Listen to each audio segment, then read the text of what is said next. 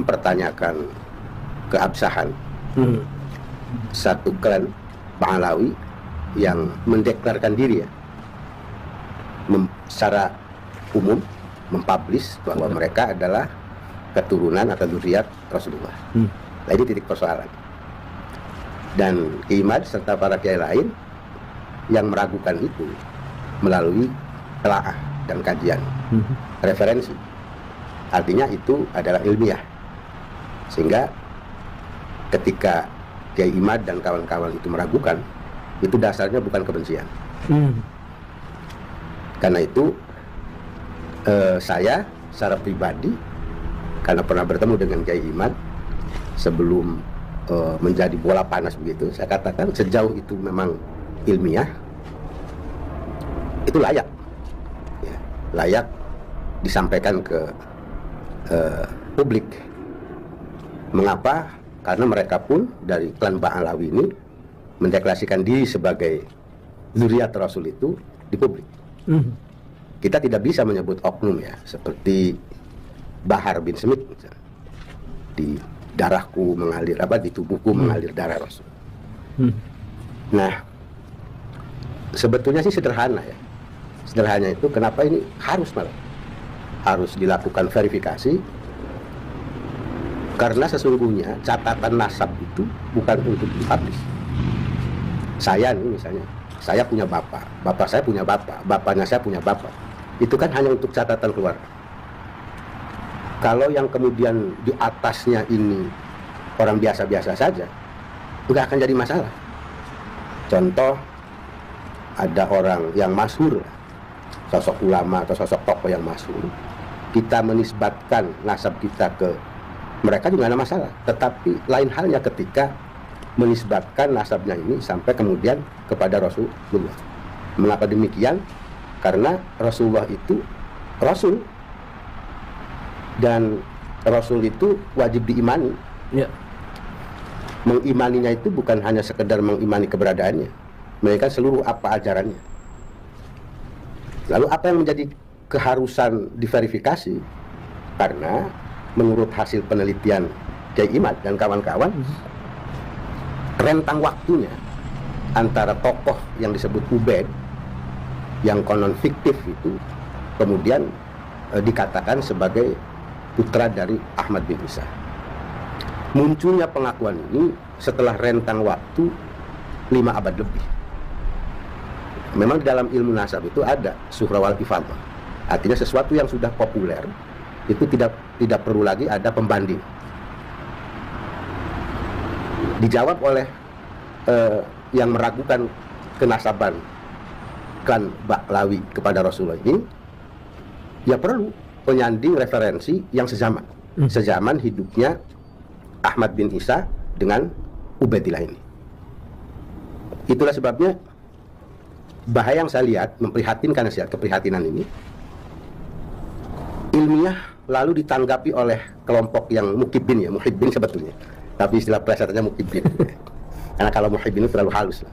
Ini muhibbin ini persis gaya-gayanya, cara-caranya seperti ormas yang sudah dibubarkan, FPI lah. Ya. Kita tahu FPI itu di bawah komando Rizek Shihab ini. Misalnya ada loh anggota kita yang tatkala Rizek Shihab mau ke Banten itu menyuarakan penolakan. Itu malamnya disamperin, dipersekusi. Sebetulnya, nah kemarin terjadi juga di kalau tidak salah Gresik ya, kemudian di Karawang. Sampai segitunya dimulai dari soal perdebatan nasab ini. Nah, saya pikir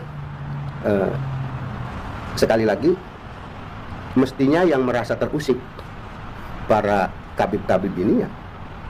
Kabib? Ya kabib ya. Kalau Habib itu bagus lah. Kabib. Kalau saya nyebutnya kabib.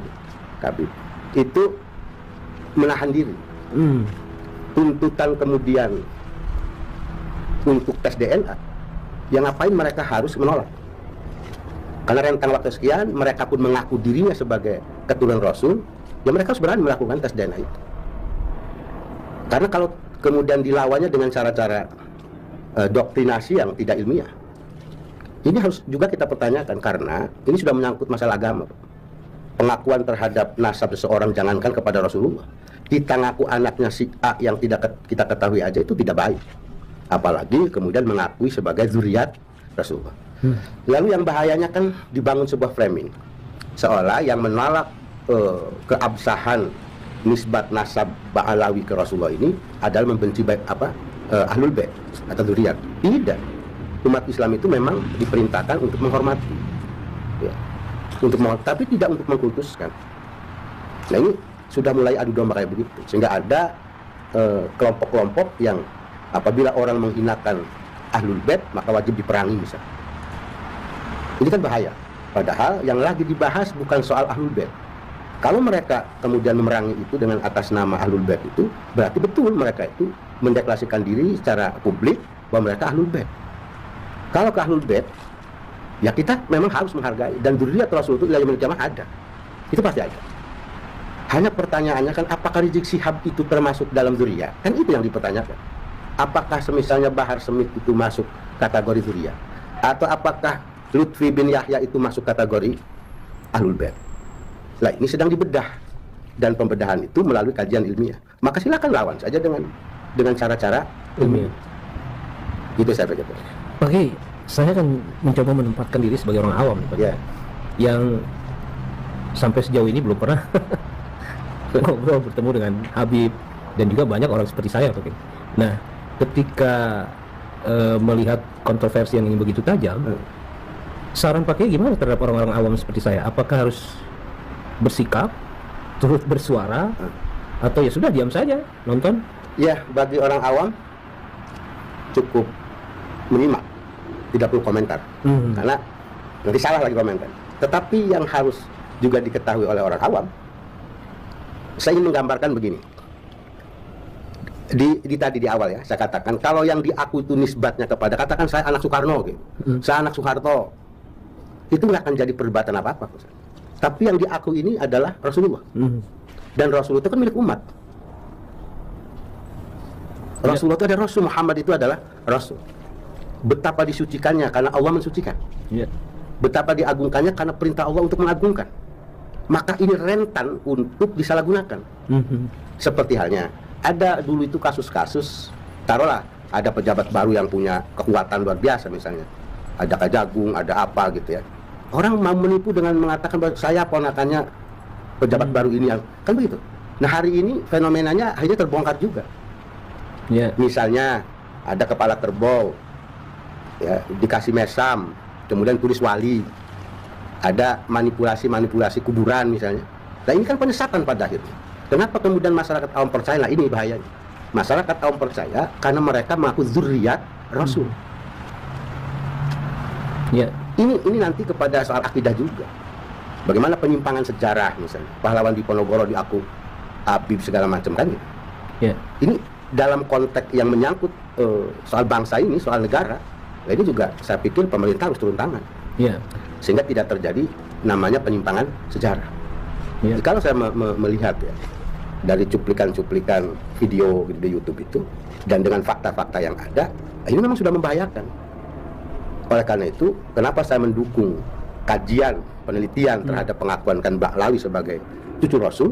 Ya karena ini sangat rentan untuk digunakan hal-hal yang negatif. Sebetulnya kan, barangkali Pak Ihsan juga tahu, sejak 2016-an lah, saya sudah berhadap-hadapan dengan kelompok mereka itu, tapi dari sisi perilaku ya. Nah, saya dulu juga saya nggak percaya bahwa di darah ada di tubuhnya si Bahar misalnya, di tubuhnya Rizik Syihab itu ada darah. Saya nggak percaya. Kenapa? Karena perilakunya tidak mencerminkan datuknya.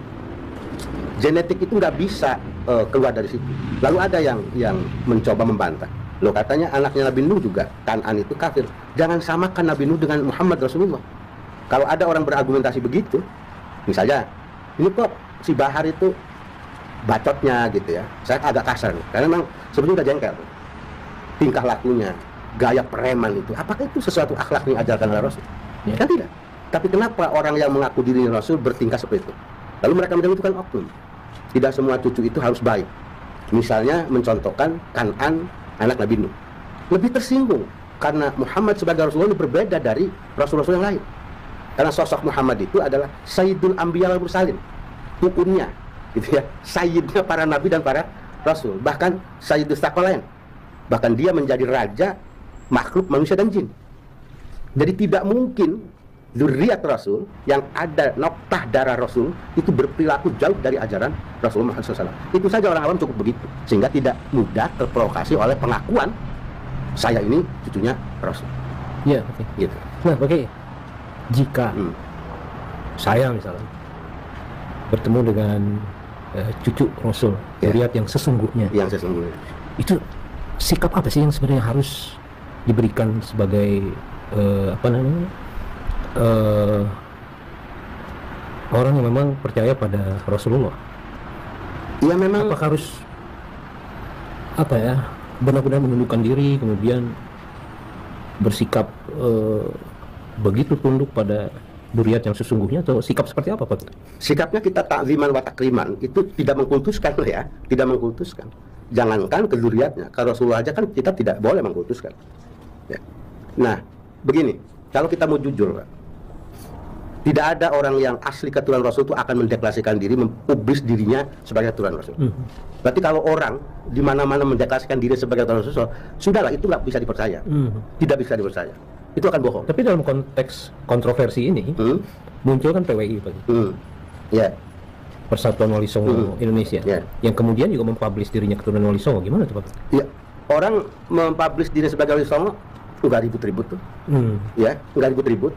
Dan kalau saya bicara siapapun, ya, siapapun lah, dari kalangan manapun, kalau sudah mengumumkan dirinya ini sampai saya ini keturunan Rasul, nggak akan laku, Pak. Nggak bisa dipercaya. Saya menyarankan nih melalui forum ini kepada masyarakat awam, rumusnya itu aja. Rumusnya sederhana. Kalau orang mendeklarasikan dirinya bawa-bawa nama orang besar, orang besarnya ini adalah orang yang kita imani sebagai nabi dan rasul, jangan dipercaya. Sebab tidak akan pernah ada orang yang memang genetikanya nyambung langsung ke Rasulullah itu menyatakan dirinya di masyarakat sebagai keturunan Rasul. Rumusnya sederhana itu aja. Sekalipun benar dia itu tetesan darahnya ada tetesan darah Rasul. Iya. Gitu. Nah, sebetulnya istilah Habib ini, ulama itu Habib, Pak. Ulama itu, Ulama ya. Habib itu artinya Iya. apa, Pak? Saya ingin kasih contoh kata ini ya. Rasul itu Habibullah. Ya. Rasul itu disebut Habibullah. Ya kan? Kekasih Allah, Rasul. Lalu orang yang mengimani Rasul dengan Allah mengimani Rasul, Habibur Rasul. Habibur Rasul jelas ulama.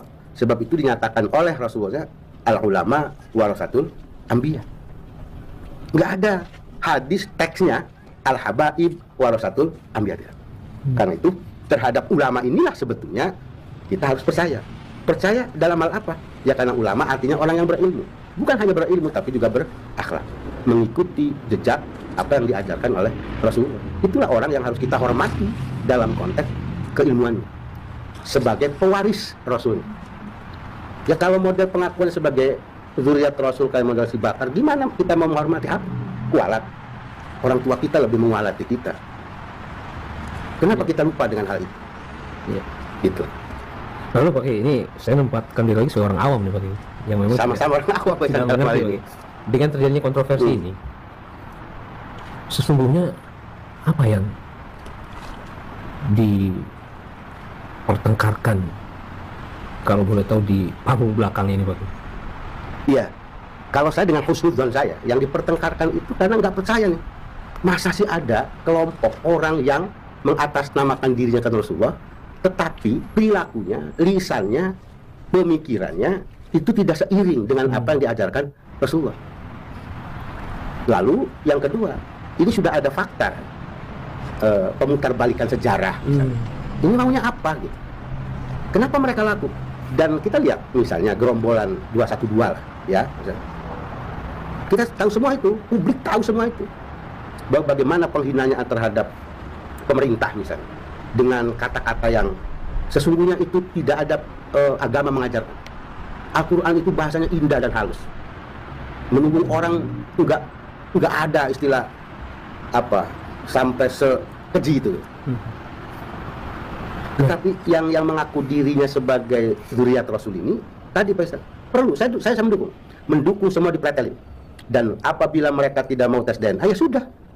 Dan kuncinya bagi masyarakat awam, jangankan bodongnya, lagi misalnya tes DNA-nya iya keturunan Rasul, ada genetik, kalau tingkah lakunya, ucapannya tidak sesuai dengan ajaran Rasul, abaikan itu. Kalau dia di panggung nih mengatakan saya loh yang sudah benar sebagai keturunan Rasul, enggak perlu dipercaya. Tidak perlu dipercaya. Karena sejatinya, secara logika nih, silahkan dilakukan observasi. Orang yang mengaku-ngaku keturunan orang besar itu, orang agung itu, sesungguhnya sedang mempromosikan dirinya, bukan yang diagungkannya. Mari kita lihat bagaimana doktrinnya Rizik Syihab kepada orang-orang awam. Disuruh berantem mau, disuruh nyerang mau. Dan seolah perkataan Rizik Syihab itu tidak ada salahnya. Berarti dia lagi bersaing dengan datuknya. Ini kan keliru. Kalau kita memang anut terhadap Rasul, ya anut terhadap Rasul. Ajaran yang dianut. Tidak kemudian kepada sosok yang mengaku diri sebagai dzurriyyah. Itu sebenarnya husnudzon saya. Adapun di luar sana misalnya ada prediksi ini perebutan soal keturunan, ya kita mah tinggal ketawa aja. Kalau memang tujuannya perebutan nasab.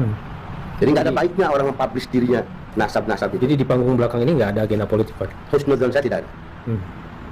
Karena kan salah satu Habib sekarang ini berada di area Kekuasaan. Oh iya, yang banyak melakukan penipuan terhadap kuburan kan. Disebut saja Lutfi misalnya. Ya, halus-halus ternyata kan begitu. Apakah ada klan lain juga dalam konteks kontroversi Habib ini menjadi sebuah konflik antara untuk masuk di kekuasaan menggantikan klan baru? Ya apalagi? Iya kan gitu kan. Ini gini, logikanya gini. Katanya gini, ada satu hikmah, kata-kata hikmah. Bukanlah seorang pemuda yang selalu mengatakan ini bapakku, tetapi pemuda adalah inilah aku. Itu kan orang hebat. Tetapi karena sosok Rasul ini, siapa orang yang tidak takut? Bagi orang awam, kalau kamu tidak percaya kepada saya sebagai dzurriyyah, kafir misalnya, nggak dapat syafaat, kan takut. Karena saking mengimani kepada Rasulullah Muhammad. Maka jualan sebagai dzurriyyah ini luar biasa, rentan dan sangat-sangat berpotensi untuk diselewengkan. Nah, maka perlu. Ini juga kejadian ini yakin Pak Ihsan itu ada gerakan dari Allah. Ya. Fi'lul ikhtiar, fi'lullah. Ini konteks Ahlussunnah wal Jamaah, fi'lul ikhtiyari, fi'lullah.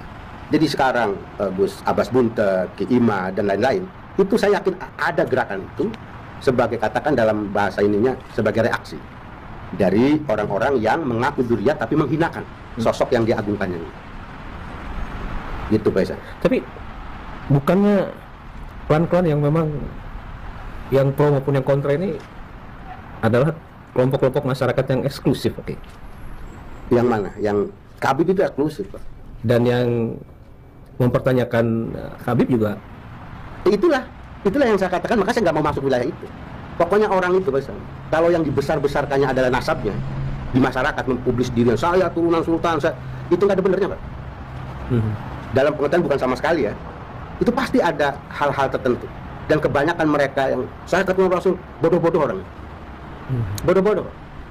Tapi yang diam-diam menjadi ulama besar. Contoh Syekh Nawawi Tanara, enggak ngaku tuh turunan sultan atau turunan Rasul apalagi.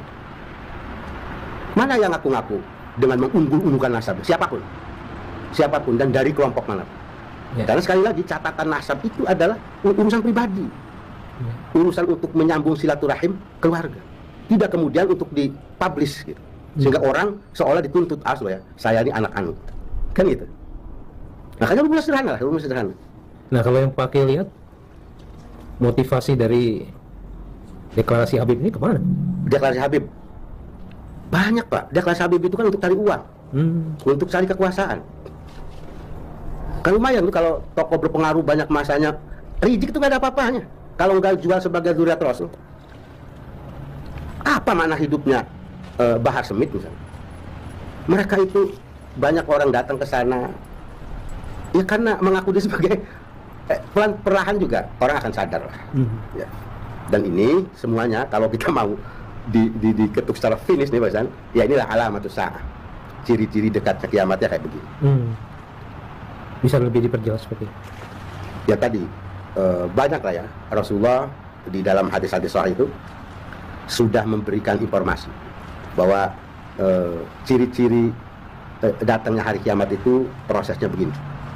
Nah, orang budak menjadi sayyid gitu. Kemudian orang bodoh dengan mudahnya memberikan fatwa agama. Lalu pengakuan sebagai ahlul bait ini muncul lain sekarang yang nampaknya gitu. Alamat usaha. Dan saya bersyukur ada orang yang mengkritisi soal Habib ini karena bahaya. Ya, ya. Sangat bahaya.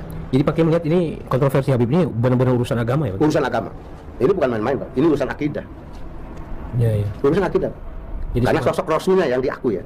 Gitu. semata-mata urusan Ya, agama. urusan agama. Nah, kembali lagi Pak Kiai. Ketika masyarakat awam hanya disarankan menonton begitu Pak. Bagaimana dampak terhadap kontroversi yang terjadi sehingga ada pengelompokan yang semakin militan di kelompok masyarakat awam di Habib? Gini, ya itu tadi. Jadi kalau ada hadis yang biasa disampaikan, idza ra'a munkaron falyughayyir biyadi. Tafsir biyadi oleh para ulama itu adalah kekuasaan. Itu dengan kalau di kita dengan undang-undang. Ya, dengan seperangkat aturan, bukan dengan tangan besi. Kemudian kalau tidak mampu, kita bukan kapasitasnya menjadi pemerintah, ini penugasan juga kan, proporsional. Kemudian bilisan, kita merubah dengan lisan. Siapa itu? Al ulama. Artinya orang-orang yang paham, orang-orang ulama, orang-orang berilmu. Kalau kita tidak mampu menjangkau seperti saya nggak mau membahas nasab karena saya bukan ahli nasab. Lalu apa? Ya kita dengan biqalbi, dengan hati saja. Makanya saya bilang orang awam udah nggak usah ikut-ikutan Habib, nggak usah apa-apa, memantau saja. Tetapi dalam forum ini saya ingin menyampaikan, siapapun orangnya, jangankan bodongnya, lagi tes DNA-nya benar dia mendeklarasikan di sebagai Rasul, udah nggak usah dipercaya. Yang kita ikuti adalah ulama, karena al ulama warasatul anbiya. Latar belakang ulama ini yang soleh, yang berakhlak, yang ibadahnya jelas gitu, memiliki sifat terpuji, mau anak siapapun, mau anak garong ke bapaknya gitu. Kita ikuti berdasarkan kebenaran yang ditunjuk oleh ditunjuki oleh ilmu. Ya. Sekalipun saya anaknya orang hebat ulama, lah kalau saya yang nggak bodoh, bahwa nasab tidak akan hilang, iya. Tetapi yang harus diikuti, karena Allah sendiri kan nanti kita di akhir tidak ditanya kamu anak siapa. Nah, Pak Kiai, Nama soleh kan gitu. di ujung waktu Pak Kiai. Iya. Pak Kiai melihat perlu peran negara turun untuk menengahi atau menyudahi kontroversi ini? Saya melihat kalau negara ini perlu turun itu dalam konteks penyimpangan sejarah. Yang gitu ya. Soal sejarah pahlawan nasional misalnya. Pangeran Diponegoro diakui sebagai Habib gitu kan. Lalu kemerdekaan ini atas persetujuan orang Yaman misalnya kan gitu. Kan ini luar biasa. Pak Mahfud MD juga sudah bicara. Iya. Dalam konteks ininya loh. Nah inilah antara lain pesan.